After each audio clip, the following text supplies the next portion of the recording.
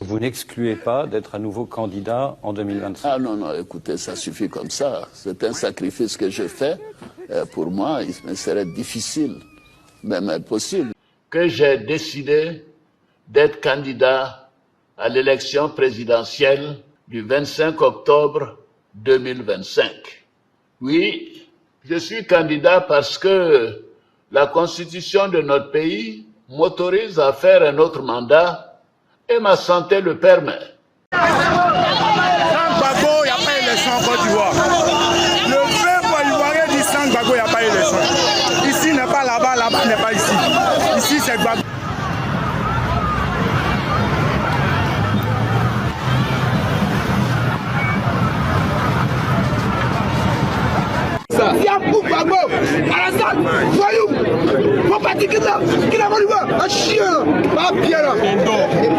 Certains dirigeants refusent de lâcher le pouvoir. Ils ne le font pas par simple calcul politique. Même si c'est l'impression qui est donnée publiquement que c'est un calcul politique et j'en passe, leur attachement est en fait psychologique, presque existentiel au pouvoir. En fin du mois de juillet, le président ivoirien a annoncé sa candidature à la présidence de la République. Donc, il veut renouveler pour un 4e mandat. Et la réaction de la population a été brutale, très sèche. Comme partout en Afrique, absolument partout, les peuples se sentent trahis et les peuples s'expriment. Vous n'excluez pas d'être à nouveau candidat en 2025? Ah non, non, écoutez, ça suffit comme ça. C'est un sacrifice que j'ai fait. Pour moi, il me serait difficile, même impossible. Que j'ai décidé d'être candidat à l'élection présidentielle du 25 octobre 2025. Oui, je suis candidat parce que la constitution de notre pays m'autorise à faire un autre mandat et ma santé le permet. Sans Gbagbo, il n'y a pas élection en Côte d'Ivoire. Le peuple ivoirien dit sans Gbagbo, il n'y a pas élection. Ici n'est pas là-bas, là-bas n'est pas ici. Ici c'est Gbagbo.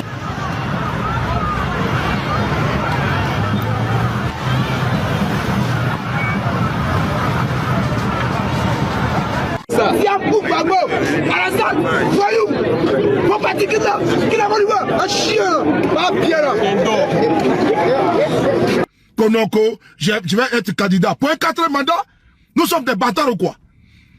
Tu vois que je vais sur les maudits? Quand tu as fait 4e mandat, où c'est dans quel pays? Chez nous en Côte d'Ivoire là? Mais dis donc. Élection 2025. Si Ado dit que Gbagbo n'est pas candidat, il dit Tidjane Thiam n'est pas candidat. Personne n'est candidat, lui seul non. Les seuls il n'aura gagné ni sans prêt. Je voulais juste les dessins de que guerre civile va debout en Côte d'Ivoire. C'est pas Djabaro, hein. Ne prenez pas ça comme Djabaro même. Si vous voulez là, appelez ça incitation à la haine, trouble à l'ordre public. Excellence, Monsieur le Président de la République de Côte d'Ivoire, Monsieur Alassane Ouattara. De suivre l'intervention télévisée qui confirme votre candidature aux prochaines élections présidentielles, contrairement aux engagements que vous avez solennellement pris. On n'est pas dedans. La guerre, elle aura lieu. Et j'appelle ici les Ivoiriens à se préparer. Que tous les Ivoiriens de toutes les contrées de la Côte d'Ivoire se préparent. Parce que la guerre, elle aura lieu. Tu vas monter, tu vas descendre. La guerre, elle aura lieu. Parce que tu ne vas pas nous gouverner. Tu ne gouverneras pas cette Côte d'Ivoire. Que c'est à France 24 qu'il donne l'exclusivité de publier cette annonce-là. Comme s'il s'adressait au peuple français. Donc c'est France 24 qui annonce que Draman sera candidat. Mais nous, on s'en fout de France 24. Toute ma vie d'artiste, au nom de ma loyauté, j'ai milité pour le peuple. J'ai milité pour les plus faibles. J'ai sacrifié une grande partie de ma carrière pour défendre la paix, l'amour, l'unité et la prospérité dans mon pays. Par conséquent, mon intervention s'impose, car l'heure est grave. Monsieur le Président, on ne bâtit pas un pays sur un régime de peur. On ne bâtit pas un pays en exilant ses fils et en emprisonnant les porteurs d'idées opposées. En succombant à la tentation et à l'éternité politique, vous risquez de faire sombrer la Côte d'Ivoire dans un chaos que nous croyons éloigné à jamais. Allez-vous tomber sans résister dans le destin tragique des chefs d'État africains obsédés par le pouvoir? Je vous prie, Monsieur le Président, de retenir que je sais prévenir. Je ne sais pas guérir. 4 mandats que tu fais dans le pays là, la honte que tu cherches là, on va te donner la honte là. Toi tu penses que les Ivoiriens vont s'asseoir pour te laisser faire 4 mandats dans le pays? Ah champion Joe, tu as pris les Ivoiriens même pour qui même? Hein? Que j'ai fait, j'ai réfléchi au nom de la sécurité. Quelle sécurité? Qui a rendu la Côte d'Ivoire ingouvernable? Qui a dit nous frapperons ce pouvoir moribond et tombera? Qui a fait des coups d'état dans point fini? Qui a fait rébellion? C'est pas toi qui envoie les armes dans notre pays? Qui envoie les forces étrangères dans notre pays? C'est toi? Au nom de la stabilité. Mais toi, tu n'es pas garde de stabilité. C'est toi même les dangers. C'est toi la menace. C'est toi le déstabilisateur. C'est toi le pushistes. Le coup d'état, c'est toi. Au nom de la sécurité. Quelle sécurité? L'insécurité même, c'est toi. Le plus grand talent que tu as, c'est le talent de crédit. Le talent, n'est-ce pas, de prêt. Si on connaît tes œuvres, tes chefs-d'œuvre là, Alassane Ouattara, c'est d'aller emprunter partout, parce que tu vaux rien en matière d'économie. Tu vaux rien. Quand j'ai redressé l'économie du Japon, de la Chine, de Singapour, incapable de redresser l'économie d'un petit pays qu'on appelle la Côte d'Ivoire. Cette année-là, ton 4e mandat là, c'est ça là qui va te coûter très cher. Parce qu'on va te prendre dans ton palais là, et puis te foutre en prison. Si un seul Ivoirien meurt là, on te prend, on te jette dedans. Alassane Dramane Ouattara, candidat pour un 4e mandat. 4. Là, les Ivoiriens, vous êtes devenus les petits frères des Camerounais. Il y a quelqu'un qui s'assoit en France pour annoncer sa candidature. Et ça se dit président de la République. Soit toi un petit préfet, tu vas empêcher les Ivoiriens de sortir le 2. Vous avez vu, globalement, vous comprenez comment réagit actuellement le peuple ivoirien. Alors, je profite de ce tollé généré pour réexpliquer 2 choses importantes. C'est-à-dire, pourquoi est-ce que des dirigeants africains refusent de quitter le pouvoir et comment l'école coloniale éduque mal les élites africaines, ce qui donne le résultat que l'on voit là. Pour les nouveaux, sur cette chaîne, on parle de géopolitique, d'histoire et on jette un regard de notre point de vue sur le monde. Vous savez que ce genre de sujet est shadowban. On refuse que les gens se cultivent. Donc, abonnez-vous et laissez un like. On doit former un bloc de résistance contre le système. Vous pouvez aussi regarder nos autres chaînes YouTube, Le Jeune Initié, où on parle de culture et de spiritualité africaine. L'écoute du monde, dédié à des analyses plus courtes. Et sur Yvon Prime, on parle de football en règle générale. Je vous laisse tous les liens en description. Revenons au sujet. Le peuple ivoirien dit sans Gbagbo, il n'y a pas élection. Ici n'est pas là-bas, là-bas n'est pas ici. Ici c'est Gbagbo.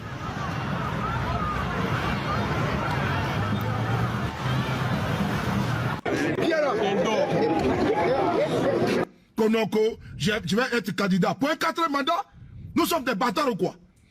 Tu vois que je vais sur les maudits? Quand tu as fait 4e mandat, où sont dans quel pays? Chez nous en Côte d'Ivoire là? Mais dis donc. Élection 2025. Dans cette vidéo, on va faire de la psychologie et vous allez comprendre de manière intrinsèque la manière de penser de ces présidents-là. Certains dirigeants refusent de lâcher le pouvoir. Ils ne le font pas par simple calcul politique. Même si c'est l'impression qui est donnée publiquement que c'est un calcul politique et j'en passe, leur attachement est en fait psychologique, presque existentiel au pouvoir. Pour beaucoup, le pouvoir se confond à leur identité. Dans les cas extrêmes, comme ce que l'on voit en Afrique, là, ça prend la forme d'un narcissisme pathologique où le dirigeant se perçoit comme étant indispensable, irremplaçable. Et toute critique à son égard ou toute défaite est vécue comme une atteinte personnelle. Pourquoi? Parce que mentalement, ils sont arrivés au niveau où céder le pouvoir, c'est se perdre soi-même. Ce besoin d'admiration, cette hypersensibilité à l'humiliation et cette conception du pouvoir comme un prolongement de soi les enferme dans une spirale où la défaite n'est même pas une option. C'est même pas une option acceptable en fait. En gros, pour être simple, ils confondent le pouvoir à eux. Ils confondent leur rôle à ce qu'ils sont. Ils pensent que c'est la même chose. Eux, le pouvoir, c'est le même principe. Et à cela s'ajoute souvent une illusion messianique. Le dirigeant se voit comme un sauveur providentiel, un porteur d'une mission historique, d'une mission divine. Et il se persuade qu'il est le seul rempart contre le chaos, contre le désordre, que s'il part, il y aura la guerre immédiatement. Cette rationalisation les protège psychologiquement du vide identitaire et de l'angoisse du rejet. Ça peut aussi venir du fait qu'ils perçoivent les Occidentaux comme des dieux, littéralement. Puisque ce sont souvent les Occidentaux qui les mettent à leur place là, ce trouble identitaire peut aller loin dans la dérive. Ils considèrent les Occidentaux comme des divinités, des surhumains qu'ils doivent servir et qu'ils les ont mis là pour justement servir ce dessein messianique. Et forcément, ça s'accompagne d'un profond mépris des siens et de ceux qui ne pensent pas comme eux en règle générale. Parallèlement, beaucoup vivent une peur diffuse, parfois même inconsciente, d'être punis ou humiliés s'ils abandonnent le fauteuil. Ils projettent sur les autres les logiques qu'eux-mêmes ont mis en œuvre. C'est-à-dire, ils savent qu'ils font du mal. Ils savent que le mal se paye, mais ils continuent. Avoir usé de pression, de manipulation, de torture, d'assassinat et d'une extrême violence, les mêmes se mettent à imaginer que leurs successeurs feront la même chose avec eux et avec leurs proches. Le pouvoir devient alors une armure défensive, une protection contre la revanche, parce qu'ils ne veulent pas payer le poids de leurs actes. Une protection contre la disgrâce ou alors l'effacement. Et à cette peur se mêle une addiction psychique au pouvoir. Le pouvoir est très dopant. C'est une drogue terrible. Les récompenses neurochimiques, la sensation de toute puissance, le renforcement social et symbolique forgent une dépendance où le dirigeant perd peu à peu la capacité de se voir en dehors de cette position. Le pouvoir finit par leur retirer l'empathie, les détacher de la réalité, et c'est comme ça, par ricochet, que toute alternative devient inconcevable. Chez les plus âgés, il y a aussi la dimension du refus du vieillissement et du refus de la mort par extension. Parce que rester au sommet, c'est repousser symboliquement la finitude, continuer à exister comme un acteur central, refuser la disparition dans l'anonymat. Parfois encore, le pouvoir fonctionne comme une réparation narcissique d'anciennes humiliations. Ils sont souvent originaires de milieux très défavorisés, extrêmement pauvres. Donc, ils se construisent dans un contrôle total de cette terreur de redevenir pauvres. Pour eux, ça devient une revanche sur le passé où ils étaient impuissants. Maintenant, ils ont la toute-puissance et ils rendent les autres impuissants et ils méprisent les impuissants. À cela s'ajoutent des couches de conditionnement social et psychologique héritées du colonialisme et des relations de dépendance à règle générale. On peut parler d'une forme d'identification à l'oppresseur, une soumission psychologique où le dirigeant intériorise les valeurs, les cadres et même les intérêts de la puissance externe qui l'a aidé à accéder à ce pouvoir et qui l'a aidé à conserver ce pouvoir. Ce mécanisme est facilement comparable au syndrome de Stockholm à grande échelle. Et ça amène à servir des intérêts extérieurs, souvent occidentaux, parce qu'il a intégré ces modèles-là comme légitimes, ou parce qu'il a cherché l'approbation, le soutien et la validation de son statut à travers ces modèles-là, à travers les occidentaux. Si je dois globalement expliquer ça, c'est si ce n'est pas un blanc qui le dit, si ce n'est pas un blanc qui le valide, il n'y accorde aucune importance, ce n'est pas vrai et ça ne sert à rien. Ils deviennent plus royalistes que le roi et sont dans une soumission inconditionnelle. D'autres points importants, c'est l'apprentissage social, c'est-à-dire l'éducation des élites dans le système occidental. Réseau d'influence, normalisation de rapports asymétriques, où l'aide étrangère devient conditionnée et la dépendance économique, la dépendance politique se transforme en une habitude psychique. Et ça se transforme en une dissonance cognitive, c'est-à-dire justifier des choix contraires aux intérêts de la nation en les rationalisant comme nécessaires pour la stabilité ou pour le développement. Par exemple, on connaît la personne qui défendait bec et ongle le franc CFA il y a encore quelques années. Et vous vous rendez compte que les mêmes mots sont sortis. Stabilité, développement, tout ça renforce cette soumission. Le dirigeant adopte des discours et des comportements qui servent les puissances extérieures, non pas par trahison consciente, c'est plus vicieux, mais parce que son système de croyance a été façonné pour percevoir cette servilité comme normale, comme inévitable, voire comme souhaitable. Enfin, les dynamiques internes, clientélisme, réseau de loyauté forgé par la corruption, pression des élites dépendantes du maintien du statu quo, tout ça, ça crée une inertie socio-psychologique où le dirigeant est maintenu entouré d'un écosystème qui le protège et l'encourage à continuer. En gros, toujours pour utiliser des mots simples. Même si le dirigeant ne veut pas, ce sont les proches du dirigeant qui insistent pour qu'il reste, parce qu'il représente une protection pour eux. Ils mettent donc une pression de fou sur le type voire ils le forcent même à rester par le chantage au pouvoir parce qu'ils veulent maintenir leurs privilèges. Maintenant, le biais de confirmation joue. Il sélectionne les informations qui justifient sa présence. Il ignore les informations qui appellent au changement et il renforce ce cercle vicieux. Il continue de plus ignorer et il continue de plus valider. Le pouvoir devient ainsi une combinaison toxique de construction de soi, de narcissisme et de mission divine. Peur, chute, vengeance et j'en passe. C'est pour ça qu'ils sont aussi violents avec toutes les voix dissidentes. Parce que pour eux, vous n'êtes pas en train d'attaquer le pouvoir, vous êtes en train de les attaquer eux. Donc ils sont en mode réflexe de survie. Parce qu'ils ont intégré que ce poste-là est indissociable de leur vie, de leur souffle de vie, du fait qu'ils respirent. C'est indissociable. Donc quand on résume, dépendance, addiction, validation extrême et socialisation, donc identification au modèle dominant et clientélisme. Ce qui fait que même face au délabrement du pays, le dirigeant reste figé, inapte psychologiquement à se désengager ou à faire ce qu'il faut pour le bien de la population et du pays. Ce schéma, vous le reconnaissez tous, on le reconnaît tous. On a tous vu ou vécu ça, de près ou de loin.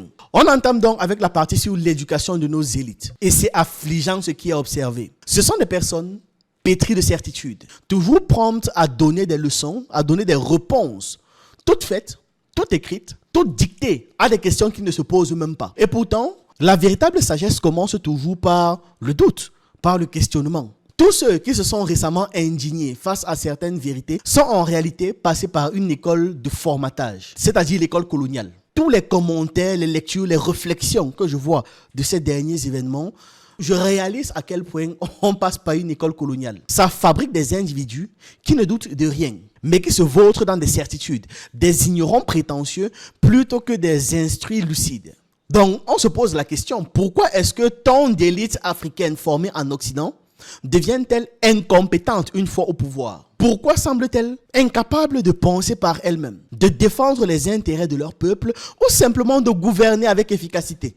Juste même laisser les opportunités pour que les gens se débrouillent. La réponse se trouve dans la nature même de l'éducation occidentale qui leur a été imposée. Une éducation qui, loin de les libérer, les conditionne, les enracine et finalement les abrutit psychologiquement. D'abord, il faut comprendre que cette éducation n'a jamais été conçue pour former des bâtisseurs de nations souveraines. Non, pas du tout. La colonisation n'a pas formé des bâtisseurs de nations souveraines. Historiquement, cette éducation visait à produire des auxiliaires de l'administration coloniale, des exécutants obéissants et bien formatés. Ils ne doivent même pas se poser un certain nombre de questions. Et aujourd'hui encore, ça fonctionne et ça continue sur les mêmes bases. Mémorisation de modèles étrangers, récompense de la conformité, punition de la pensée critique. Je me rappelle, en troisième, je connaissais déjà des fleuves en France. Et je ne connaissais que 2 fleuves au Cameroun, simplement parce que ce sont des fleuves que j'ai vus en étant enfant.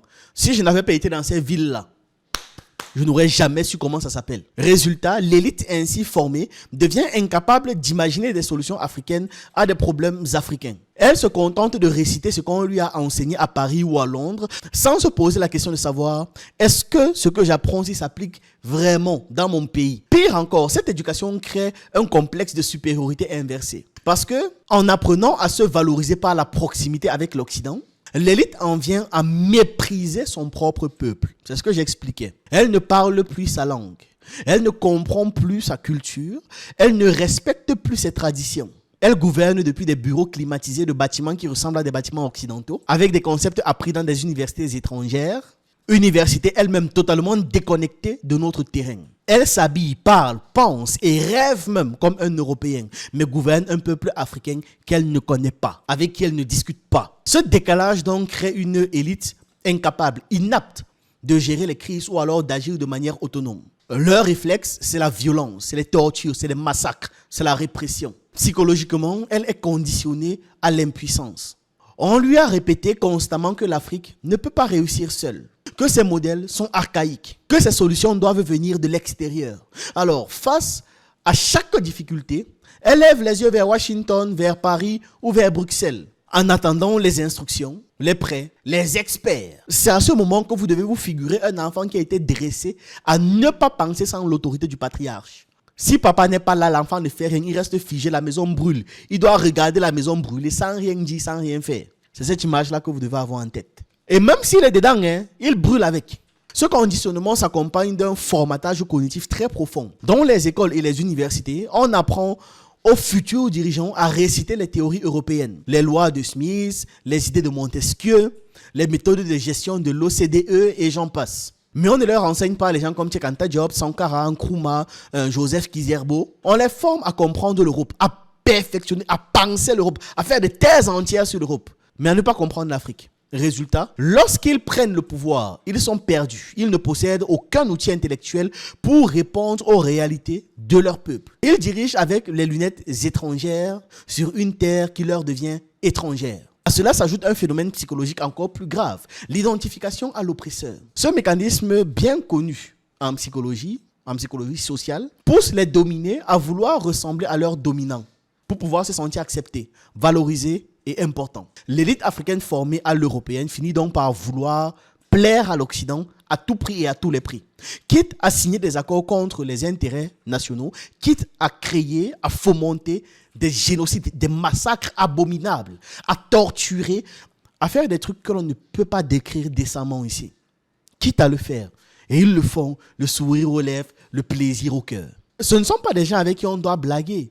Ce ne sont pas des gens avec qui on doit plaisanter. Mais c'est-à-dire que la violence dont ils font preuve est sans commune mesure incomparable. Et vous comprenez pourquoi est-ce qu'ils sont terrorisés à l'idée de perdre ce pouvoir. Parce que rien que imaginer qu'on leur fasse subir 1/10 de ce qu'eux ils font subir aux autres. Jamais. Mais ils continuent. Ce sont les premiers à massacrer les enfants des autres, les parents des autres. Mais il faut voir un jour si jamais leur enfant se fait même égratigner. Les pleurs. Oh mon enfant. La chair de ma chair, les grands discours sur à quel point c'est important de protéger sa famille. Or, ce sont les mêmes qui commanditent des massacres en continu. Ce sont les mêmes qui indirectement tuent des centaines de milliers de personnes parce qu'ils n'ont pas mis l'infrastructure qu'il faut, parce que les routes ne sont pas arrangées, ça crée des accidents, parce qu'il n'y a pas d'hôpitaux, parce que les gens sont mal éduqués, mal formés, parce que la douane d'une voiture coûte plus cher que l'achat de la voiture en elle-même. Donc, on achète des mauvaises voitures, ce qui augmente le risque en route. Et j'en passe. Mais tous ces morts-là, ça se comptabilise. Et ce n'est pas parce que ce n'est pas un homme en tenue envoyé avec l'arme à la main qui n'a pas commis l'assassinat que ce n'est pas un assassinat. C'est un assassinat par procuration. Mais bon, voilà. Eux, ils n'en ont rien à faire. De toute façon, ils ont les dernières voitures. Les chemins qu'ils empruntent sont goudronnés, c'est parfait. Tout va bien dans le meilleur des mondes tant que eux et leurs enfants vont bien. Donc, ils sont prêts à faire plaisir à l'Occident, quitte à faire taire les voix souverainistes, quitte à trahir leur propre peuple. Tant que eux, ils conservent leur prestige auprès des institutions occidentales, ça va. Il ne s'agit même plus de trahison consciente à ce niveau. C'est devenu une habitude mentale, un logiciel intégré. Enfin, tout cela repose sur une structure sociale clientéliste qui entretient la médiocrité. Les élites restent en place non pas parce qu'ils sont compétents, mais parce qu'ils servent l'ordre établi, point à la ligne. Et elles sont récompensées pour leur obéissance, protégées par les réseaux de pouvoir, et ils sont entourés comme ça de courtisans qui valident leurs choix, même les choix les plus absurdes. Oui, vous avez très bien fait, c'était très intelligent. En psychologie, on appelle ça le biais de confirmation. Ces élites ne voient et n'écoutent que ce qui renforce leur illusion de la maîtrise et rejettent tout ce qui pourrait confronter leur incompétence et leur incohérence. En résumé, l'éducation occidentale abrutit certaines élites africaines. Non pas en les rendant idiots, mais en la déracinant, en la décentrant et en lui retirant toute capacité de penser par elle-même. C'est une élite qui devient brillante dans les couloirs de Bruxelles, mais totalement dysfonctionnelle quand elles arrivent à Abidjan, à Yaoundé ou encore à Dakar. Elle gère son pays comme une succursale étrangère, comme un dépôt de stock d'une grande entreprise. Elle méprise les réalités locales, elle se soumet mentalement à ceux qu'elle devrait défier normalement. Et on le sait tous, l'Afrique ne sera pas sauvée avec les diplômes de la Sorbonne. Elle ne peut être sauvée qu'avec une nouvelle génération de personnes déscolarisées du colonialisme mental, rééduquées à la souveraineté et réconciliées avec elles-mêmes. Comme le disait Frantz Fanon, l'élite africaine doit renoncer à sa prétention d'être une courroie de transmission entre l'Europe et l'Afrique. Elle doit simplement redevenir africaine. C'est ce que j'avais à partager avec vous dans cette vidéo. Dites-moi ce que vous en pensez en commentaire. J'attends vos avis, vos analyses et on se retrouve une prochaine fois.